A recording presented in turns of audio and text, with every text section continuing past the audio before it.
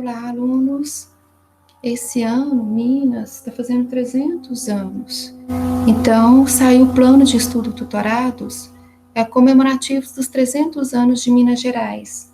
Então, lembrando que agora, em 2 de dezembro, aí em Minas Gerais, aqui ela vai estar completando, então, 300 anos. Por que 300 anos?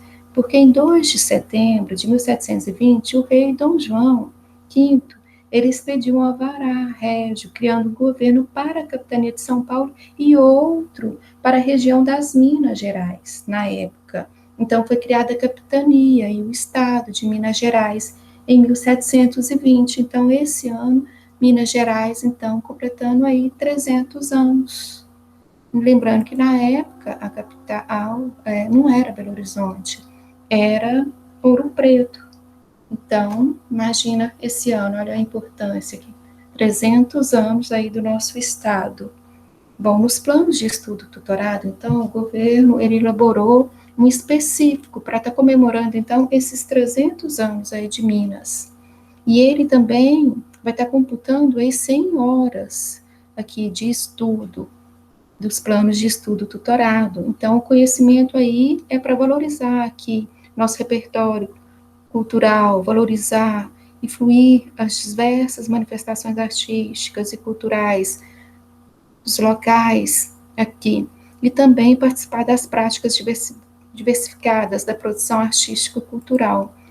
Então, vamos lá, vamos conhecer esse PET aí de 300 anos de Minas. Bom, vamos lá. Olá, estudante. O estado de Minas Gerais, então, completará os seus 300 anos no próximo dia 2 de dezembro. Assim, para homenagear a nossa terra, aquela que nos acolhe, nutre e forma a nossa cultura, a Secretaria de Estado de Educação de Minas Gerais elaborou o Plano de Estudo Tutorado, PET, trazendo um pouquinho da ampla, diversa história e das expressões culturais do nosso estado.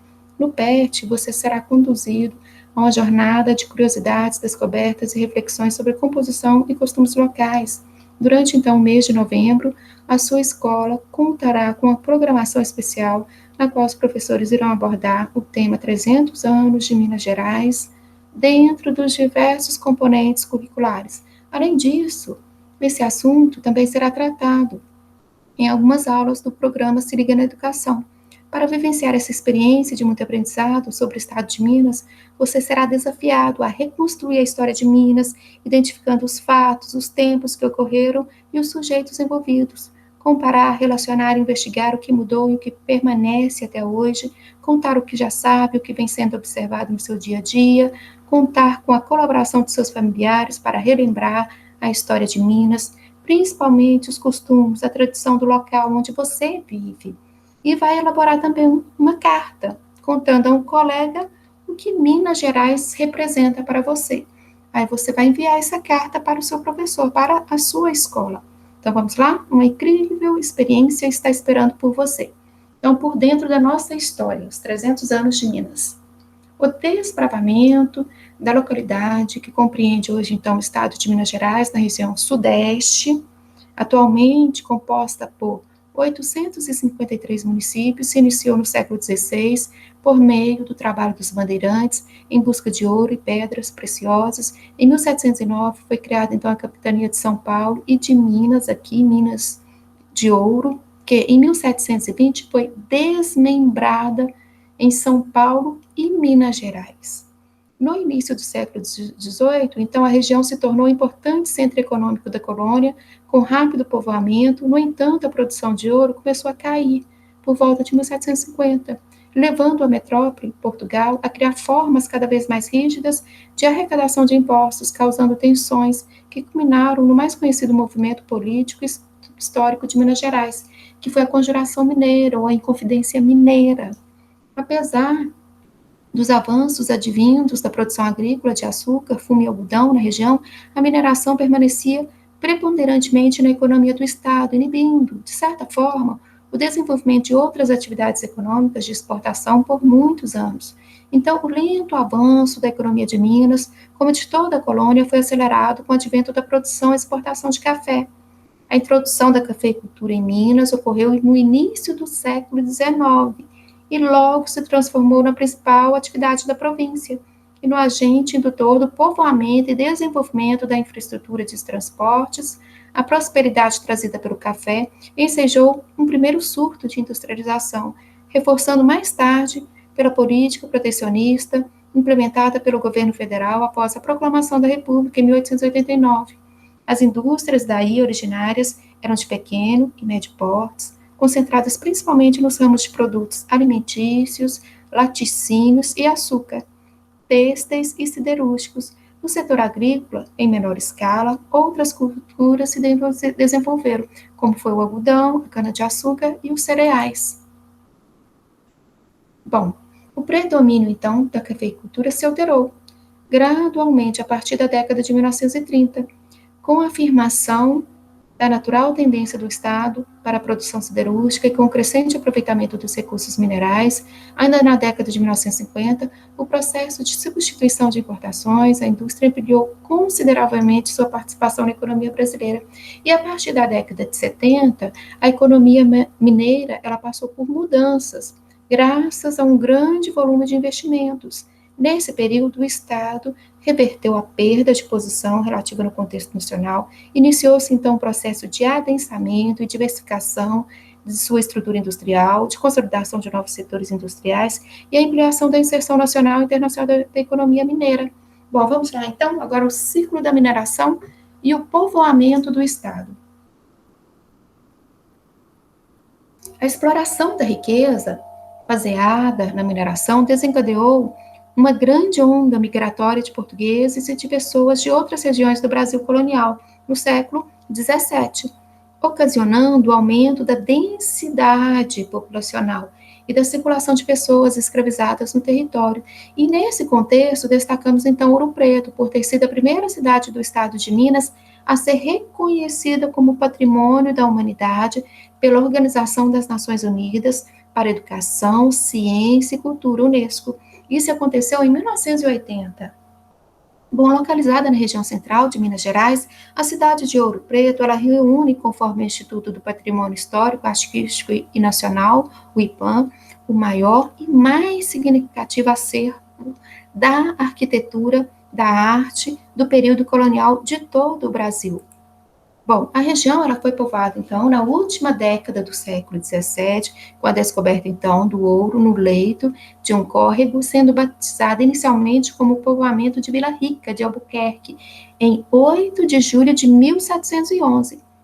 Bom, rico e desenvolvido na exploração do ouro, o povoamento teve seu apogeu econômico em 1730 e 1765, quando se consolidou como centro urbano, com a população estimada em 25 mil habitantes. Ali projetaram-se dois dos maiores artistas do período colonial brasileiro, o arquiteto, o escultor, o entalhador Antônio Francisco Lisboa, conhecido então como o Aleijadinho, e o pintor Manuel da Costa Taide. Bom, Vila Rica, então, ela se tornou a capital de Minas em 1781, congregando um grande acervo cultural para a humanidade. E em 1823, em razão da coloração escura das pedras de ouro descoberta na ocasião do povoamento da região, ela recebeu então o nome de Ouro Preto. Então, Vila Rica passou a se chamar Ouro Preto. Ela permaneceu como capital do estado até 1897, quando foi transferida para Belo Horizonte. Na época, Belo Horizonte chamava Cidade de Minas, mas quando foi escolhida para ser a capital de Minas Gerais, aí deixou de chamar Cidade de Minas e passou a chamar Belo Horizonte. Bom, agora vamos lá para algumas curiosidades aqui sobre as regiões aqui da Rota do Ouro. Vamos lá, agora Mariana. Aqui uma imagem das ruas da cidade de Mariana, com 8 de abril de 1711, que é criada aqui à beira do Ribeirão de Nossa Senhora do Carmo em Albuquerque. Em 14 de abril de 1712, aprovação de Dom João, na época, como modificação do nome para Vila de Nossa Senhora do Carmo. Depois, Ouro Preto, em 8 de julho de 1711, criação da Vila Rica de Nossa Senhora do Pilar em Albuquerque.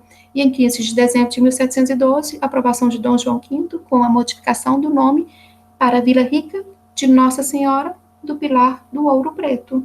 E hoje só Ouro Preto, cidade de Ouro Preto. Aí a imagem de Ouro Preto, suas montanhas, ao lado. Bom, em Sabará. Bom, isso tem a imagem da igreja no centro histórico de Sabará, criada então em 17 de julho de 1711, é a criação da Vila Real de Nossa Senhora da Conceição do Sabará, e em 9 de janeiro de 1715, confirmada por provisão do Conselho Real. E Diamantina, aqui uma imagem também da cidade histórica Diamantina, aqui o centro histórico de Diamantina. Bom, fundada como Arraial do Tejuco em 1713, com a construção de uma capela em homenagem ao padroeiro Santo Antônio, a localidade teve forte crescimento quando a descoberta dos diamantes, em 1729, ao final do século XVIII, era a terceira maior povoação da Capitania Geral de Minas, atrás, então, da capital Vila Rica, com a população semelhante à da próspera São João del Rei. Então, é a imagem do centro histórico de Diamantina, o nome daí devido à descoberta dos diamantes em 1729, muitos diamantes. E dá uma olhada na arquitetura, as casas ali, as janelas, as ruas, de frente aí para a rua, não existia muros, não existia violência igual existe hoje, que os muros são altos, então a arquitetura é diferente. Agora, Tiradentes, outra cidade histórica, aqui a imagem, aqui, fotografia da cidade, do centro histórico de Tiradentes. Bom, Tiradentes, suas denominações foram Arraial Velho de Santo Antônio e Vila de São José do Rio das Mortes. O nome São José resulta de homenagem ao então príncipe de Portugal, Dom José. A Vila de São José resultou do desmembramento da Vila de São João del Rei em 1718. São João del Rei. Aqui a imagem, aqui ao lado da Rua de Santo Antônio, Caminho dos Bandeirantes, e conhecida como Rua das Casas Tortas, na cidade de São João del Rei. Bom, São João del Rei, o arraial novo do Rio das Mortes, que deu origem à cidade, foi fundado em 1704 e 1705. Porém, a região já era ocupada desde 1701, quando Tomé Portes del Rei se estabeleceu em Porto Real da Passagem, hoje nas proximidades dos bairros de Matozinhos, em São João del Rei. Bom, e do lado temos cerro, a Capela de Santa Rita, com sua longa escadaria, está na parte alta da cidade do Cerro, de onde se tem uma atraente vista da cidade. Lembrando que a maioria dessas cidades aí é a partir do século XVIII, final do século XVII, início do século XVIII.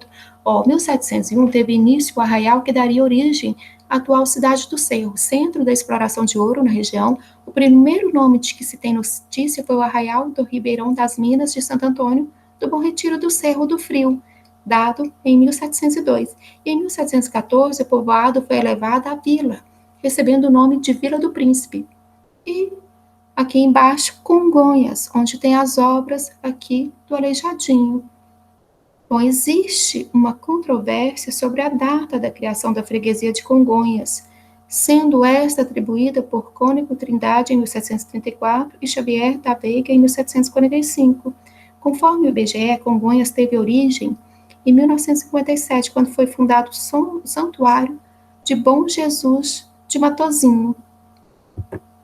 Bom, Minas Gerais, saberes e práticas. Abre a cortina do passado, tira a mãe preta do cerrado, bota o rei Congo no congado. Brasil, Brasil. Trecho da composição Aquarela do Brasil, do compositor mineiro Auri Barroso. Bom, principais atividades, então, econômicas aqui de Minas Gerais. Bom, a mineração. Minas Gerais é muito importante para a economia nacional, em vários setores, como a extração de minério, agricultura, arte e outros. É repleta de tradições, mas também de modernidade. Não devemos deixar de lembrar da contribuição dos povos negros, que escravizados foram trazidos para o Estado e assim deram significativa contribuição para o desenvolvimento urbano, econômico, cultural e tecnológico. A extração de minério foi uma das atividades principais da economia mineira e contribuiu para o rápido processo de ocupação e urbanização da capitania de Minas Gerais, na primeira metade do século XVIII. Como já podem ter ouvido, a exploração mineral ocorrida no território mineiro contou com conhecimentos e técnicas trazidas, então, pelos povos africanos. Eles já tinham conhecimento aqui da mineração. Bom, saiba mais. Então, os povos escravizados que estavam presentes nas minas faziam parte da sociedade colonial brasileira e trouxeram técnicas elaboradas para a extração do ouro em Minas Gerais no século XVIII, que quando acabou o ouro de aluvião, aquele que você pegava nas encostas, nos leitos do rio, precisava de uma técnica maior para uma extração mais profunda desse minério, e eles já detinham esse conhecimento. Bom, saiba mais. Os povos escravizados que estavam presentes nas minas faziam parte da sociedade colonial brasileira. Então, eles trouxeram essas técnicas elaboradas para Minas Gerais. Bom, a escravidão, vocês podem ter acesso aqui no site do Mundo Vestibular, História do Brasil, e Escravidão, Herança Ibérica e Africana e as técnicas de mineração em Minas Gerais no século XVIII. Vocês conseguem aprofundar na pesquisa. Aqui imagens, então, na época da mineração. Desviava-se o leito do rio e procurava-se o ouro. Bom, vamos para a agricultura agora. Bom, no Brasil colonial, as atividades econômicas estavam relacionadas ao modelo agropastoril, sobretudo ao plantio da cana-de-açúcar e do café. Contudo, em Minas Gerais, durante o século XVIII, a mineração foi a principal fonte da economia, concentrando empreendimentos, esforços e a maior parte da mão de obra. Assim, nesse período, a exploração do minério, do ouro, inibiu a atividade agrícola para exportação, tendo sido praticada com o objetivo de alimentar a população local. Dessa forma, a cafeicultura só foi introduzida no século XIX, porém o café logo se tornou a principal atividade no ciclo primário de exportação. O vigor das atividades agrícolas fez com que o contingente de escravizados se mantivesse no território ao longo do século, até a promulgação da abolição. Assim, podemos compreender as influências dos trabalhadores escravizados trazidos dos países africanos no desenvolvimento do Estado. A cana-de-açúcar e seus derivados, principalmente o álcool, sempre estiveram atrelados às políticas tributárias relevantes no âmbito da economia regional de Minas.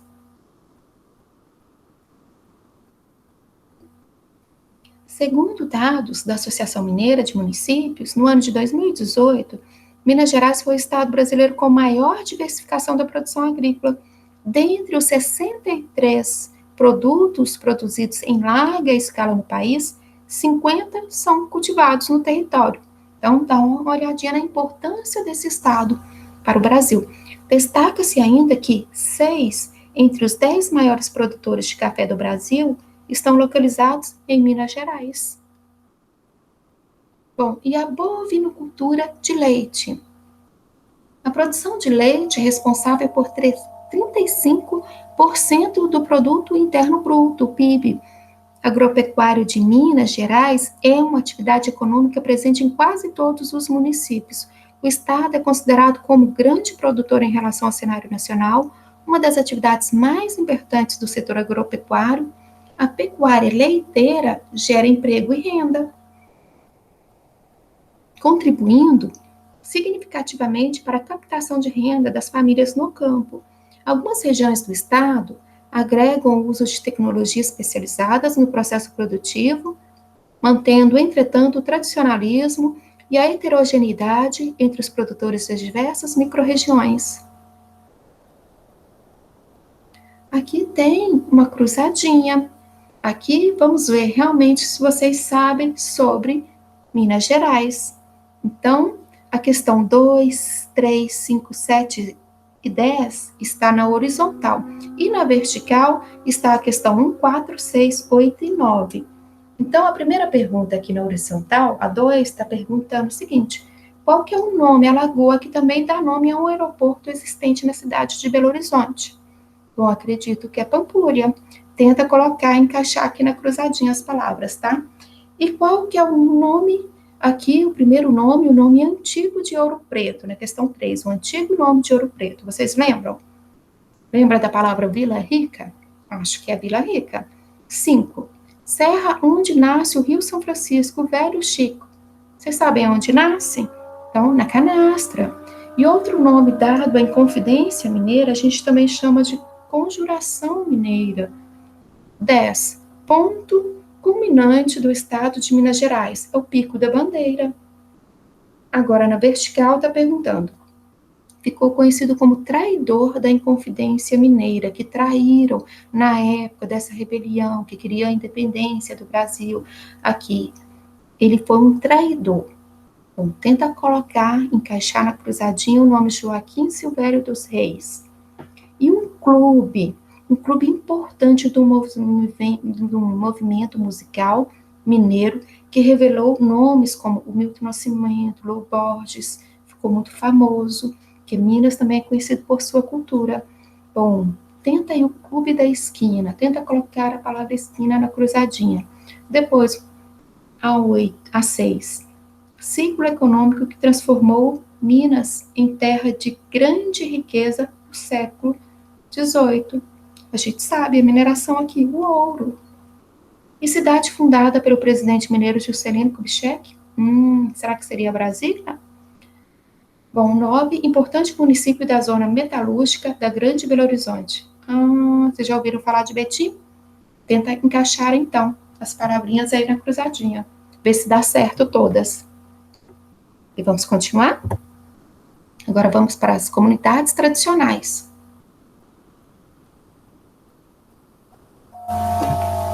Um decreto número 6.040, de 7 de fevereiro de 2007, define povos e comunidades tradicionais como grupos culturalmente diferenciados e que se reconhecem como tais, que possuem formas próprias de organização social, que ocupam e usam territórios e recursos naturais como condição para sua reprodução cultural, social, religiosa, ancestral e econômica, utilizando conhecimentos, inovações e práticas geradoras e transmitidos pela tradição.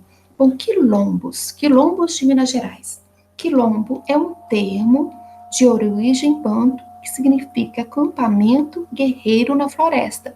Seu significado contém o sentido de resistência da cultura afro-brasileira.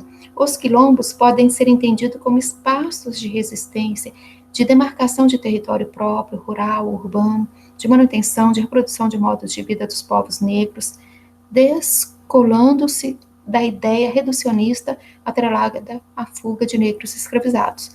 A população quilombola em Minas Gerais é em grande parte oriunda do povo banto, principalmente das regiões sul e sudeste do continente africano, conforme atestam os registros da nossa documentação.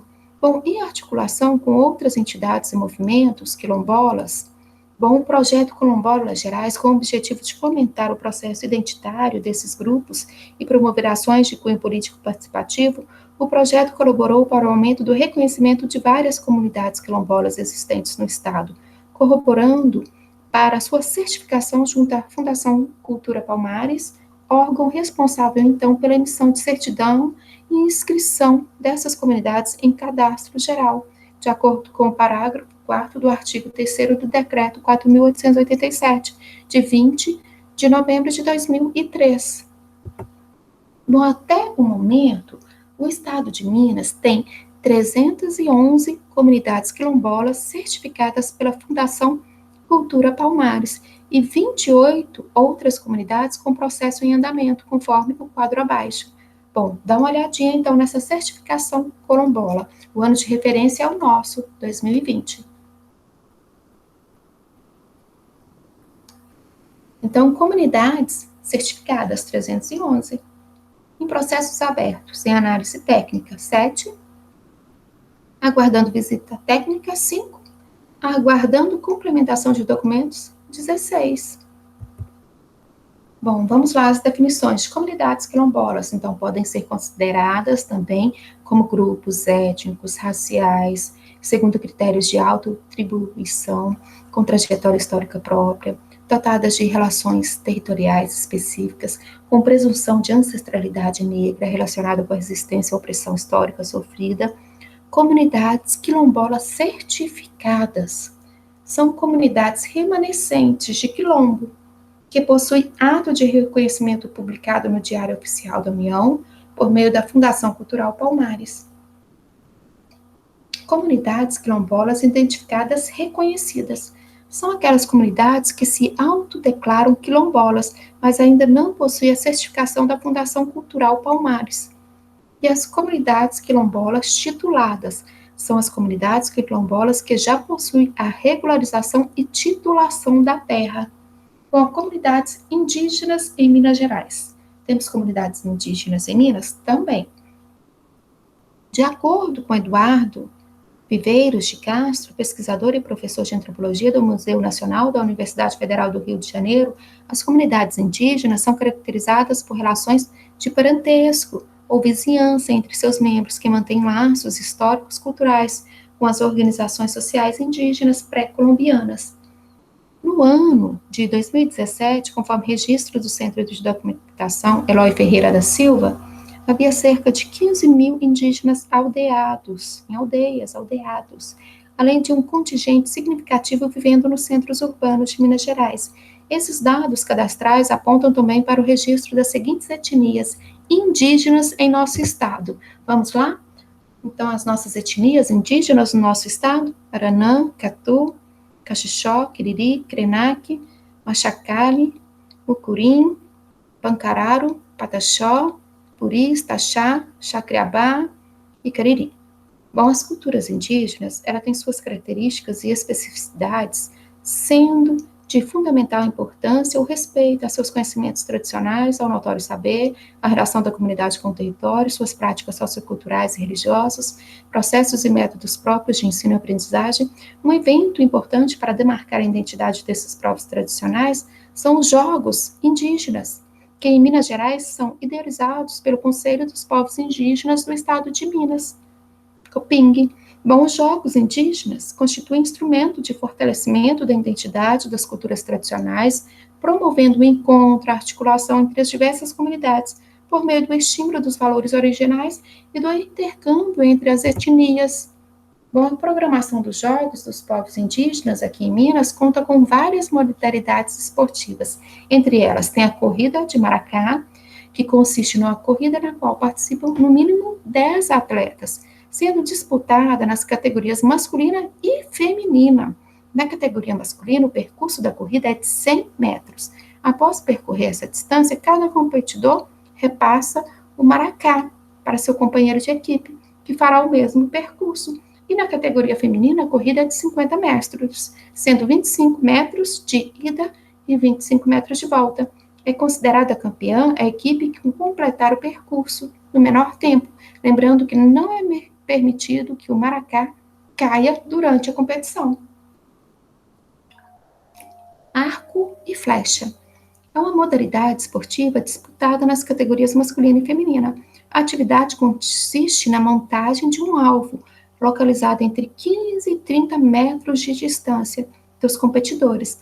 A disputa ocorre entre equipes de 3 participantes, sendo considerada campeã aquela que acertar o alvo mais vezes em 3 chances. Cabo de guerra. Consiste numa disputa entre equipes de 10 participantes, na qual cada um puxa um lado da corda, buscando arrastar a equipe adversária até o seu campo. E o bodoque, que consiste em acertar um alvo de 15 metros de distância do competidor. São 3 chances de acerto. Caso haja vários acertos, os competidores continuarão a jogar até que apenas um acerte o alvo. Sendo o vencedor, as equipes são compostas por 3 participantes. Bom, e os povos ciganos também, em Minas Gerais. Participantes do processo civilizatório brasileiro desde o século XVI, os povos ciganos têm sua origem desconhecida. De acordo com o antropóloga e pesquisadora do Núcleo de Estudos em Populações Quilombolas e Tradicionais da Universidade Federal de Minas Gerais, Juliana Campos, em entrevista realizada para a Universidade Federal de Minas, no ano de 2019, os dados oficiais sobre os povos ciganos ainda são muito incipientes no país. O Instituto Brasileiro de Geografia e Estatística, o IBGE, mapeou em 2011 o quantitativo de acampamentos existentes no país. Segundo esses dados, no estado de Minas Gerais, a maioria da população é cigana e da etnia Calon, sendo registrados 175 acampamentos de 127 cidades. E o dia 24 de maio é considerado o Dia Nacional do Cigano, conforme o decreto de 25 de maio de 2006. Vocês sabiam disso? Que o dia 24 de maio, então, é considerado o Dia Nacional do Cigano? Algo interessante. E vamos falar agora, então, de cultura e diversidade. Religiosidade. A presença de negros escravizados, trazido para a região como força de trabalho, influenciou de forma significativa a formação religiosa no Estado. Assim, nela estão presentes muitos aspectos das religiões de matriz africana, sobretudo daquelas advindas de três grupos étnicos, sudaneses, guineaneses, sudaneses e bantus, que preservaram e inscreveram na cultura mineira seus costumes. As Irmandades Leigas eram associações religiosas sem vínculo oficial com a Igreja, comuns no território mineiro durante o século XVIII. Então, as Irmandades, sem um vínculo oficial, então, com a Igreja, eram organizados por grupos sociais, tendo como característica principal devoção a um santo católico, realização de festas religiosas, de reuniões para rezas, atividades de devoção ao santo da ordem, e o assistencialismo, espaços para socialização entre os membros, disputa pelo poder político e destaque social pelas irmandades mais poderosas, atuavam no financiamento e manutenção de igrejas. Então, as irmandades, aqui em Minas, no século XVIII, então, eram associações religiosas, então, sem um vínculo oficial com a igreja. Era significativa e foi a atuação, então, dessas irmandades leigas, dentre as quais destacamos a de Santa Efigênia, ou Efigênia, que teria sido a primeira irmandade de negros livres de Vila Rica. Outra importante irmandade formada por negros foi a Irmandade da Virgem Senhora do Rosário dos Pretos.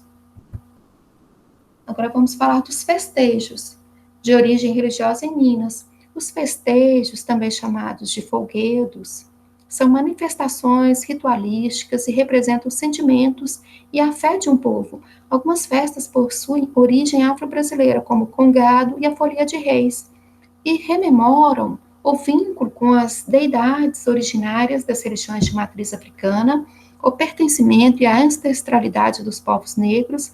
A seguir, a gente vai descrever algumas dessas festividades aqui em Minas. É o Congado, que é um festejo de origem atreladas aos cortejos, em agradecimento aos reis congos na África, em Minas Gerais, incorporando elementos do catolicismo, como a devoção a Nossa Senhora do Rosário, São Benedito e Santa Efigênia. E tem a Folia de Reis, que é declarada Patrimônio Cultural Imaterial de Minas Gerais, e ocorre no período de 24 de dezembro a 6 de janeiro. A figura do embaixador pede licença para entrar nas casas, pronunciam as profecias e lembra das palavras escritas pelos profetas a respeito do nascimento de Cristo. Há instrumentistas, cantores e representações dos três reis magos, as folias de reis. E tem também as pastorinhas, que são grupos de moças, meninas, que visitam os presépios das casas, relembrando os pastores em Belém. Vestem-se como camponesas, dançam e cantam a mensagem em louvor, pedem contribuição para o Natal das crianças carentes da localidade. E tem a festa do Divino, que ocorre na data consagrada ao Divino Espírito Santo. Em Minas, costuma ser chamada também de Festa do Império, porque durante sua realização é eleito um imperador, que será o festeiro ou homenageado da próxima festa. A tradição do festejo foi trazida ao Brasil pelos portugueses, adquirindo características específicas por meio do sincretismo dessas misturas com as religiões de matrizes africanas. E a festa junina, não podíamos deixar de falar, e as quadrilhas.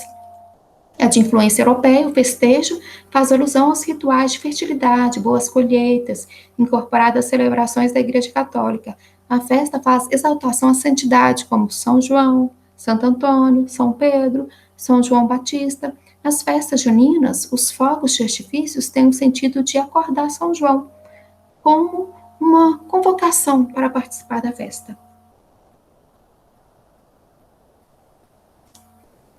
Agora a gente vai falar das festas e festivais anuais que tem ao longo do ano, o ano todo.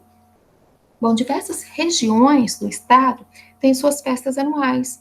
Algumas com muitas edições são tradicionais, as festas baseadas na produção, colheita de produtos in natura, cultivados em larga escala em alguns municípios e utilizados para o preparo de compotas, molhos, conservas, entre outros, que podem ser encontrados nas prateleiras dos supermercados por todo o país. Bom, são comuns também os festivais de inverno, que exaltam a arte bucólica nas cidades coloniais e possuem uma extensa programação cultural que vai da música às feiras de bebida e comidas quentinhas. Festa da Jaboticaba, ela acontece em Sabará. O evento, então, é tombado pelo patrimônio cultural do município e acontece há mais de 3 décadas. É um festival de caráter gastronômico, onde são expostos e comercializados deliciosos derivados da jabuticaba, como geleia, licores, vinhos, compotas, molhos, entre outros. O evento promove ainda a alta gastronomia com espaço Cozinha Show, onde chefes de cozinha preparam ao vivo pratos que contenham jabuticaba como ingrediente principal. Tem também a festa do queijo no Cerro. Produzido desde o século XVIII, o queijo do Cerro conta com a realização da festa própria há mais de 30 anos. O evento conta com um concurso de queijo. É um torneio leiteiro, exposições e encontros técnicos. E tem a festa do Pé de Moleque, que acontece em Piranguinho, região sul de Minas. É considerada a capital nacional do pé de moleque. Piranguinho organiza anualmente o festival de degustação da iguaria, o qual conta com shows, desfiles e outras comidas típicas. Um espetáculo à parte, a confecção e a quebra do recorde do maior pé de moleque do mundo. Bom, e a festa da goiaba, que acontece no distrito de São Bartolomeu, Ouro Preto, região central. A festa foi incorporada ao calendário turístico de Ouro Preto, retratando o ciclo da goiaba, desde a colheita, que acontece entre os meses de fevereiro, março e abril, até a produção artesanal da goiabada, cascão, que envolve uma parcela significativa da comunidade local. E tem a festa do Pequi, onde ela acontece. Essa é já mais na região norte de Minas, então Montes Claros. Uma festa tradicional conhecida em todo o país, é um símbolo da culinária regional. O pequizeiro é uma espécie vegetal de grande valor econômico e nutricional para a população da região. E também tem a Festa Nacional do Milho, localizada na cidade de Patos de Minas, na região do Triângulo Mineiro e Alto Paranaíba, aqui em Minas, conhecido como Festa Nacional do Milho, FENAMILHO. É considerada a maior festa agropecuária do estado, ocorre anualmente entre os meses de maio e de junho, reunindo produtores e possibilitando a visitação, a exposição e a participação em leilões. Além disso, influencia os setores de comércio e serviços de toda a região. E tem também a festa de cultura, de gastronomia de Tiradentes. Então, o local em Tiradentes, considerado um dos maiores eventos da alta gastronomia do país, realizado anualmente a partir da segunda quinzena do mês de agosto.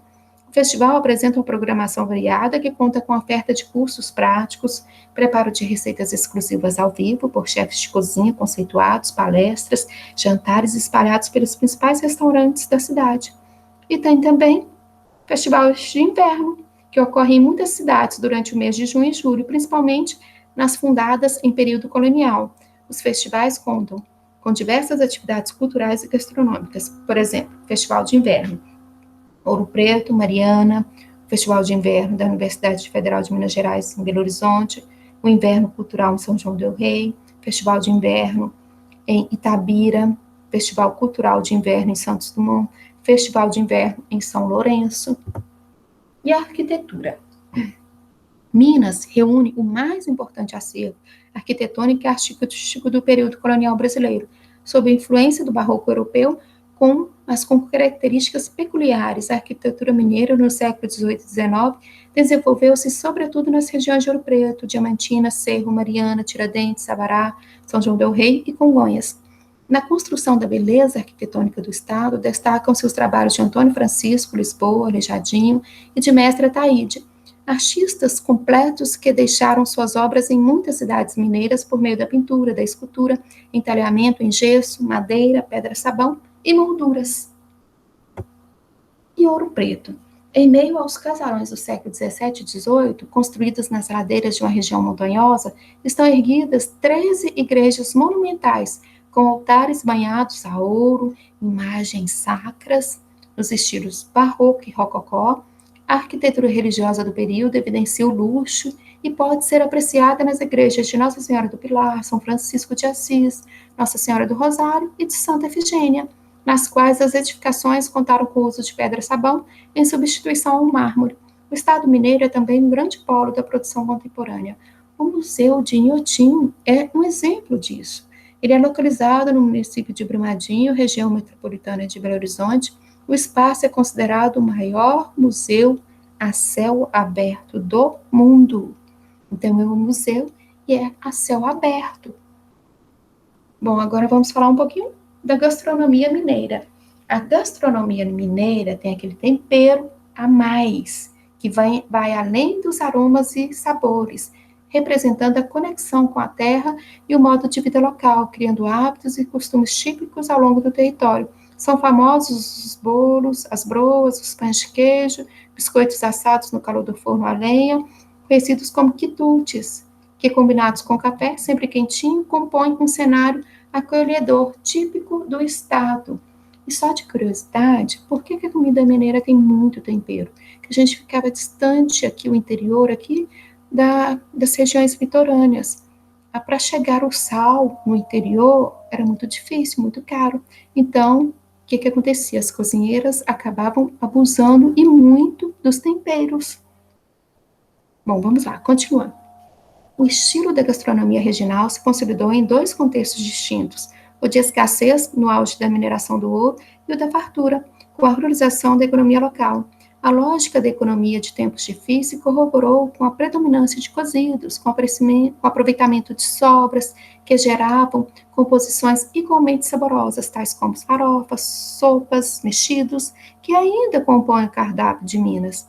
Bom, a composição da cozinha tradicional e típica mineira funde hábitos e ingredientes europeus, indígenas, africanos, sendo alguns dos principais pratos da gastronomia regional mineira o feijão tropeiro, o angu de milho verde, ou de fubá com frango, a paçoca de carne seca, a farofa, a couve, o lombo, o pernil assado, o leitão, a pururuca, torresmo, tutu e toda uma série de pratos nos quais predominam as carnes de porco e de frango.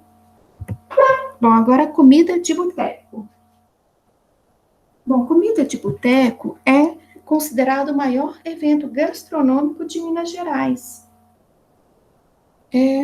Tem a sua primeira edição, foi na cidade de Belo Horizonte, em 2000. E nesse evento, os bares participam de uma competição elaborando petisco ou tira-gosto, que combina a tradição da culinária mineira com um toque de sofisticação. A cada edição, o Comida de Boteco atrai maior público, reforçando o reconhecimento da gastronomia mineira no cenário mundial. O evento proporciona a aproximação e a valorização da agricultura familiar através do resgate de ingredientes locais, plantas alimentícias não convencionais, como o ora pro nobis ou o blo, para quem conhece, transformando o ato de comer em uma grande experiência. Bom, vamos lá. Então, o ora pro nobis é uma hortaliça do tipo trepadeira, folhosa, com propriedades nutritivas. O nome científico da planta é Pereschia aqualeta, popularmente conhecida como Oropronobis, que vem do latim orai por nós. Esse nome teria sido criado por pessoas que colhiam suas folhas enquanto rezavam uma ladainha. É muito utilizada na gastronomia local, estando presente em um conhecido prato mineiro, que é o frango com Oropronobis. Alguns colocam quiabo, outros colocam Oropronobis, que é um cozido de frango caipira com a verdura. Bom, os principais pratos, então, da gastronomia mineira. Bom, as receitas escritas perpetuam o conhecimento e o sucesso do sabor dos pratos locais, fazendo com que esses não se percam ao longo do tempo. Através da gastronomia, podemos trabalhar cálculos matemáticos, transformações químicas dos alimentos submetidos ao calor e ainda instigar a criatividade. Nesse sentido, cozinhar pode ser um interessante experimento científico. Bom, vamos para a nossa receita? Canjiquinha mineira, servida em panela de barro, muito querida em terras mineiras em dias frios. Vocês sabem fazer? Vamos lá para os ingredientes? Anotem aí. 2 xícaras de chá de canjiquinha, 2 cubos de caldo de bacon, 1 litro de água, 1 quilo de costelinha de porco separado, 5 dentes de alho e sal a gosto, e suco de milho, de limão. Meia cebola picada, 2 colheres de sopa de banha de porco, ramos de alecrim ou folhas de louro, 10 tomates cereja cortados ao meio. Preparo, você vai dissolver o caldo do bacon na água e reserve. Leve a canjequinha e reserve também. Tempere primeiro as costelinhas com sal, alho e suco de limão em uma panela. Aqueça a banha de porco e frite a costelinha. Adicione o alecrim ou o louro, de acordo com a sua preferência. Após estarem fritos, reserve. Na panela em que será feita a canjiquinha, acrescente a cebola picada e doure com um pouquinho de banha. Após, acrescente o caldo de bacon, as costelinhas e quando estiver fervendo, acrescente a canjiquinha e os tomates. Deixe cozinhar, mexendo de vez em quando, até que a canjiquinha fique mole. Gostaram? E doces e compotas. Só de curiosidade, na região das Minas, na hora que começaram a descoberta aqui do ouro e a mineração, o que aconteceu? Começaram a vir as mulheres portuguesas e elas adoravam aqui os doces. Então, Minas também é famoso aqui pelos seus doces, suas compotas. Então, vamos lá. As compotas, ou seja, conservas em pote de vidro, servem para aproveitar as frutas nativas durante um período maior. Seu preparo consiste em ferver as frutas e acrescentar rapadura, melado ou o açúcar, a mistura, que ganha mais sabor à medida que se conservam. Podem ser feitos de abóbora, de mamão, de acerola, de laranja, figo, pêssego, banana, maçã, abacaxi, manga e entre outras frutas encontradas na região. A preferência pelo doce em relação às frutas foi uma influência portuguesa, que se mantém até os dias atuais. Essa tradição, além de preservar a identidade na mesa mineira, fomenta a agroindústria familiar, contribuindo para a renda de muitas famílias mineiras. Então, Minas também é conhecida por seus doces. A produção dos doces tradicionais no estado mantém a identidade da gastronomia típica mineira e atrai turistas.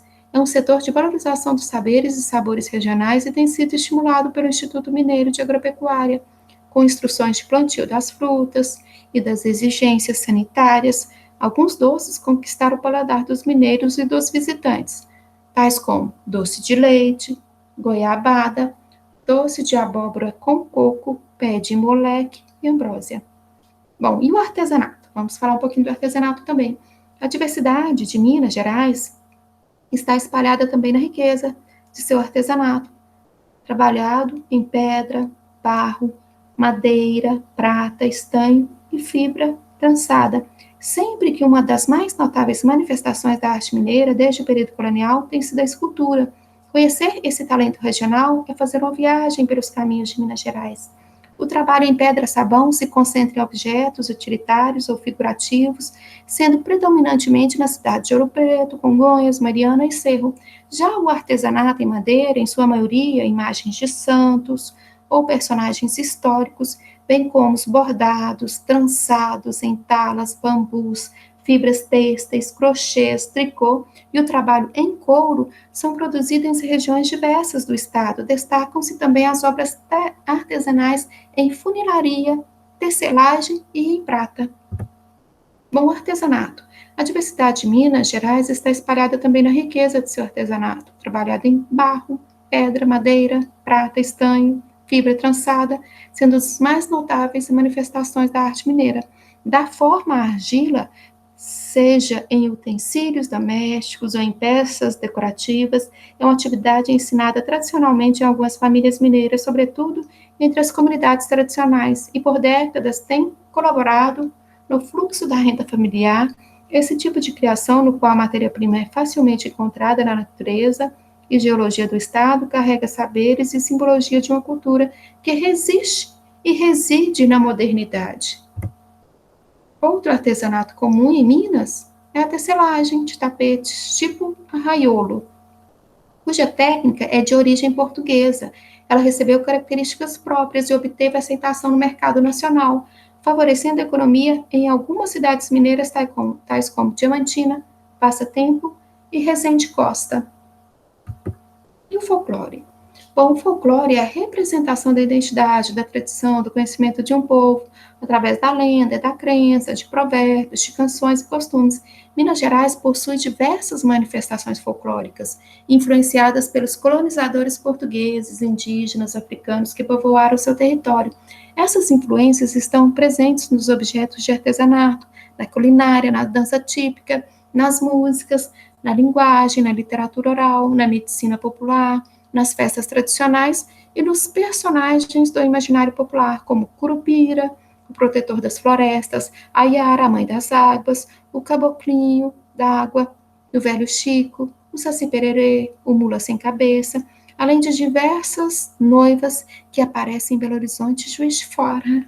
Bom, e a arte? A arte cinematográfica. Em Tiradentes, desde 1997, é realizada a Mostra de Cinema. Trata-se de um festival anual patrocinado por empresas públicas e privadas, por meio da Lei de Incentivo à Cultura, cujo objetivo é incentivar, difundir as produções cinematográficas nacionais, ampliando o acesso do público aos bens culturais do país. E a arte musical? Reconhecida também como Patrimônio Cultural de Minas através da Lei 22.456, de 23 de dezembro de 2016, a Vesperata é um concerto musical realizado há mais de 23 anos em Diamantina, com a participação da banda Mirim, prefeito Antônio de Carvalho Cruz, e da banda do 3º Batalhão da Polícia Militar. A Vesperata é um dos eventos musicais ao ar livre mais tradicionais do Brasil, sendo símbolo do turismo e da cultura nacional, premiada pelo Ministério do Turismo por promover a sustentabilidade cultural de Diamantina. Sua origem remonta às práticas musicais do século XIX, nas quais, no horário das vésperas, compreendido entre 15 e 18 horas, músicos se apresentavam nas sacadas dos casarões de localidades para as pessoas que passavam nas ruas. Então, Minas é muita cultura. E na medicina popular? O uso da medicina popular é tradicional no Estado. Na atualidade, raizeiros e benzedeiras ainda são muito procurados para fazer chás, simpatias, banhos, benzeções, com a finalidade de solucionar problemas de saúde. O estímulo ao uso de plantas medicinais que mantém a ancestralidade ganha destaque a cada dia mais, sendo pesquisado pela homeopatia e a farmacopeia, sob o nome de etnobotânica. Bom, Pátria Minas, compositor Marcos Viana. Pátria é o fundo do meu quintal, é a broa de milho e o gosto de um bom café.